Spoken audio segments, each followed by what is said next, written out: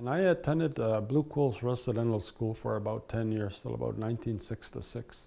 I did not attend a residential school, but my grandfather did. My grandparents, my mother, all my aunties. Some of my in-laws on my husband's side of the family, my extended family, my adopted dad. I knew about residential schools, but if I'm being 100% honest, it wasn't something that I got more information of until I got to college. My Muslim had to go to residential school. I'm a born and raised Alberta girl. Social studies was my favorite subject, and I had never heard of them before.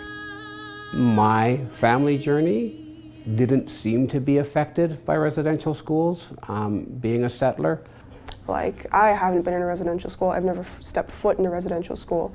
My wife is the first generation for over a century of children who did not get taken from their home. Orange Shirt Day started back in 2013 in British Columbia when a woman named, I believe, Phyllis Webstad. She had started it because one of her most vivid memories was when she was 6 years old and she went to residential school, a school that they called The Mission. And her grandmother had bought her a brand new orange shirt, and she arrived and it was immediately taken from her. And having an orange shirt taken away from you at a residential school is really just the tip of the iceberg. Calling them residential schools, just the term residence is supposed to be a place of a home, a living home. However, it was, to me, it was more like jail. I hate calling them schools because it didn't teach them. It took them of everything they are and made them to be someone else that they shouldn't be. The acts of assimilation were meant to break spirits, and then by wearing this shirt, it's to honor that spirit. A lot of newcomers and a lot of folks who've been here for a long time who aren't Indigenous, the history of residential school was largely unknown, and it is still largely unknown. The one thing that when we always talk about residential school is definitely that intergenerational trauma. Not recognizing who I am, a lost identity within my native culture. Like, it affects us too.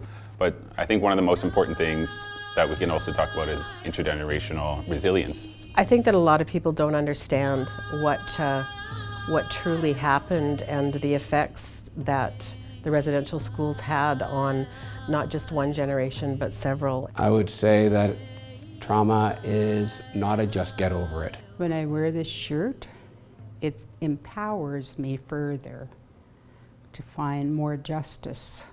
And by talking about the orange shirt, talking about these things, we're talking our truth.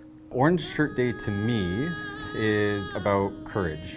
It's about standing up for one another and treating each other with respect and equality. I wear it for my brothers. I wear it for my family. Orange Shirt Day means to me is it's recognizing the residential school survivors and all the children that are lost. On September 30th, when I wear orange shirt, I feel satisfaction because I am thankful that this most hidden secret is now a part of Canada.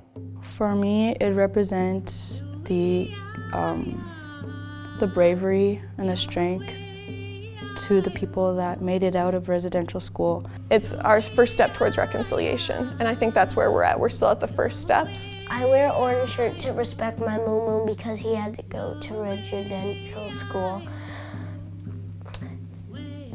And other children because they took him away from his family. On September 30th, when I put on an orange shirt, I feel empowered. When I put an orange shirt on, I feel strength.